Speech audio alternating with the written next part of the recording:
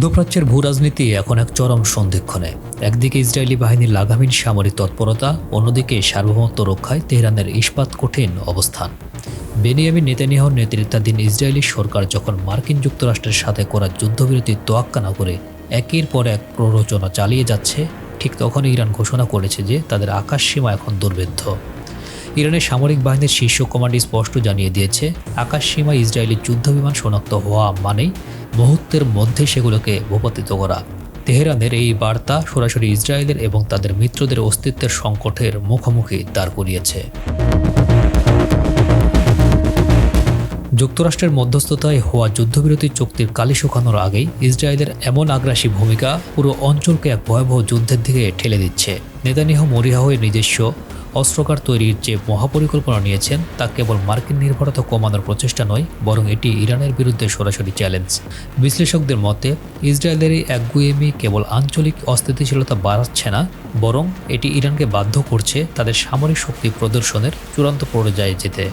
Iran আজ কেবল নিজের আত্মরক্ষাতে সীমাবদ্ধ নয়, বরং যে কোনো আগ্রাসনকে ধুলোয় মিশিয়ে দেওয়ার মতো সক্ষমতা তারা অর্জন করেছে।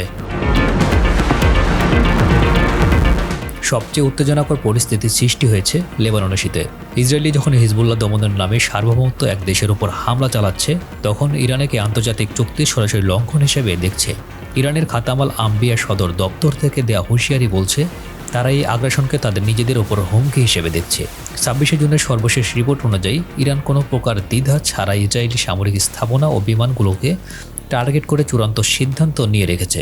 এই পরিস্থিতি স্পষ্ট করে দিচ্ছে, ইরান এখন আর কূটনৈতিক আলোচনার টেবিলে সীমাবদ্ধ নেই, তারা রণক্ষেত্রে উত্তর দেওয়ার জন্য তৈরি।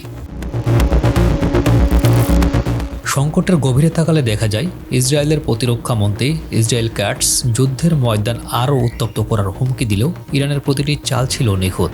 ইসরায়েলি বাহিনীর আগ্রাসন এখন তেহরানের কৌশলী প্রতিরোধের মুখে এক চ্যালেঞ্জের সম্মুখীন। বিশ্লেষকরা বলছেন, মধ্যপ্রাচ্যের আকাশ থেকে ভয়ের মেঘ সরানো একমাত্র পথ ইসরায়েলকে নিয়ন্ত্রণ করা। কিন্তু সে নিয়ন্ত্রণ কি আদৌ সম্ভব? ইরান তাদের অজেয় সামরিক সক্ষমতা নিয়ে আজ একছত্র অবস্থানে। এখন পুরো বিশ্বের নজর সেই পরিণতির দিকে, যেখানে তেহরানের প্রতিটি সিদ্ধান্তের অপেক্ষা রয়েছে মধ্যপ্রাচ্যের ভাগ্যে।